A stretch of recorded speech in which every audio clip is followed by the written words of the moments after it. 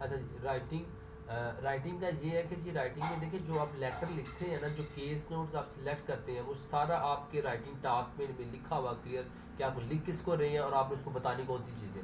उन दो चीज़ों को आपने समझना है। उसकी वीडियोस मैंने बनाई हुई है, इसको फर्दर भी अगर किसी को इन्फॉर्मेशन चाहिए तो वो मुझे पूछ सकता है। तो आपको 45 मिनट मिलेंगे पेपर करने के लिए, जिसके अंदर 5 मिनट के अंदर आपने पेंसिल नहीं उठानी है, आपने कोई चीज़ लिखना नहीं है। क्योंकि ओईटी के अंदर अगर आप जो रूल्स एंड रेगुलेशन है उसको तोड़ते हैं तो वो चीटिंग के अंदर आता है। चीटिंग के अंदर आपका पेपर फेल हो जाएगा।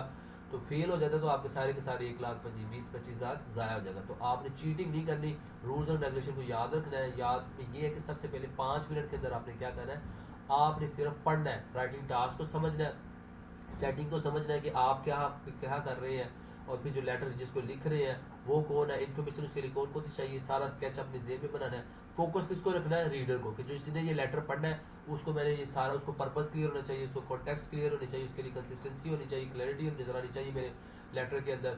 मेरा जो जनरल स्टाइल है वो अच्छा होना चाहिए। ऑर्गेनाइजेशन लेआउट ऑर्गेनाइजेशन पे मैंने स्पेशल एक वीडियो बनाई हुई है कि आपने स्टार्ट में क्या लिखना है, पर्पस के बाद क्या लिखना है, फिर एंड में क्या लिखना है, सारे गैप्स कितने होने चाहिए। क्योंकि ओईटी स्टैंडर्ड जो पेपर है ना, जो आपका कह सकते हैं कि शीट है, राइटिंग शीट, उसके ऊपर पेपर लिखने की आदत शुरू से आदत डालें ताकि आप अपने वर्ड काउंट करना आपको आसान हो जाए। ठीक है, वर्ड काउंट करने का मैं आपको थोड़ा सा बता दूं, 180 टू 100 तक वर्ड्स आपने लिखने हैं। ठीक है, 20 ऊपर 20 नीचे हो, 10 से 15 ऊपर नीचे हो सकते हैं। अच्छा, दूसरी प्रिपरेशन करने के लिए क्या है जी कि आपने डिफरेंट केस नोट्स अपने आप को आदत डालें, डिफरेंट से डिफरेंट चीज़ों को पढ़े, हर लेटर को पर्सनलाइज करें कि एक अगर आप लिख रहे हैं एक फिजियोथेरापिस्ट को, उसी लेटर को आप डाइटिशियन को लिखें, उसी लेटर को आप कार्डियोलॉजिस्ट को लिखें। तो आपको पता चलेगा कि अगर आपने रीडर चेंज किया तो आपकी केस नोट सिलेक्शन चेंज हो गई है। तो ये चीज़ आपको डेवलप करेगी कि एग्जाम डे पे आप exact same to same case not select करें। देखिए, वो लेटर ओईटी इतना आसान है कि अगर आपको सिंपल सेंटेंस स्ट्रक्चर आता है और आप पैसिव फॉर्म को समझते हैं। पैसिव फॉर्म इतनी ज़रूरी है ना, जो पैसिव फॉर्म के अंदर लिखता है ना वो यकीन माने कि उसका ओईटी का जो ग्रेडिंग है ना उसकी बढ़ जाती है। वही लेटर जब आपने एक्टिव फॉर्म में लिखा होगा तो सी प्लस में आ जाएगा। वही लेटर जब सेम चीज़ें वही आपने सर्च किया लेकिन आपने पैसिव फॉर्म में लिख दिया। पैसिव फॉर्म से क्या होता है कि आपका जो ज़रा वो जोर है ना, वो जो चीज़ हो रही है उस पर आ जाता है। एक्टिव में होता है कि आप अपने ऊपर जोर दे रहे हो कि मैंने ये किया या मैंने इससे ये किया। ठीक है, पैसिव में ये होता है कि आप बताते हो कि ये चीज़ हुई, मेडिसिन दी गई। आप उसमें ये नहीं बताते कि मैं पेशेंट के पास गया और मैंने पेशेंट को मेडिसिन दी। आप बताते हो कि patient medicine was given to patient. तो मतलब मेडिसिन पेशेंट को मिल गई, मेन चीज़ क्या है, मेडिसिन मिलना, तो वो आपने बतानी। पैसिफाई बताने में ज़रा आसान होता है। ये 3 सिचुएशंस हैं, इन 3 सिचुएशंस के अंदर ही सारा लेटर घूमता है। ये मैंने बड़े आसान तरीके से आप लोगों को बताने की कोशिश की है। इन 3 सिचुएशंस को समझ लें, इन 3 सेंटेंसेस को टेंसेस को समझ लें, आपका लेटर लिखना आसान हो जाएगा। करंट सिचुएशन को बताना है तो आपने सिंपल प्रेजेंट में लिखना है, he is unsteady on his feet. Past finished situation, past finished situation को बताना है तो आपने लिखना है he was unsteady on his feet. Unresolved situation, कोई सिचुएशन पास्ट में शुरू हुई थी वो जो खत्म होगी वो उसको आपने ही वाज लिख देना। जो अनरिजॉल्व अभी चल रही है साथ साथ उस पर काम हो रहा है उस पर आप लिख देना ही हैज बीन अनस्टडी। ठीक है, ये बड़ी इंपॉर्टेंट चीज़ है।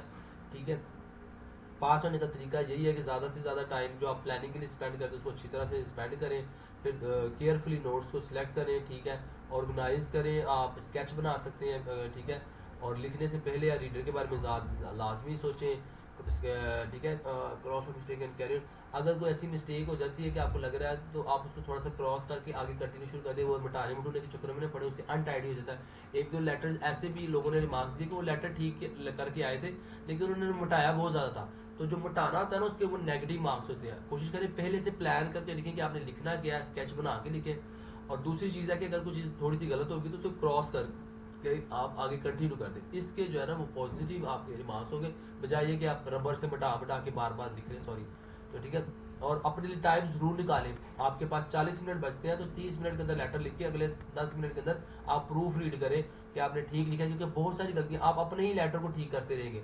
अगर आप देखें ना कि अगर एक लेटर आपने लिखा है तो अगर आप उसको चेक करते तो आप दोबारा सोचिए यार इसको मैं ऐसे भी लिख सकता था, हालांकि जो लिखा है वो भी ठीक ही होता है। तो प्रूफ रीडिंग करने का फायदा था कि बहुत सारी जो मिस्टेक है, ग्रामेटिकल मिस्टेक है, टेंसेस मिस्टेक है, या कोई ऐसा स्पेशल केस नोट था जो लिखना था लेकिन आप नहीं लिख सके जल्दी में, तो आप उसको कहीं ना कहीं फिट कर सकते हैं। ये बहुत इंपॉर्टेंट है, प्रूफ रीडिंग का टाइम लाजमी। राइटिंग में अगर आपने स्पीड लेना है ना तो आप अगर आप तभी सक्सेसफुल है जब आप प्रूफ रीडिंग करते रहे।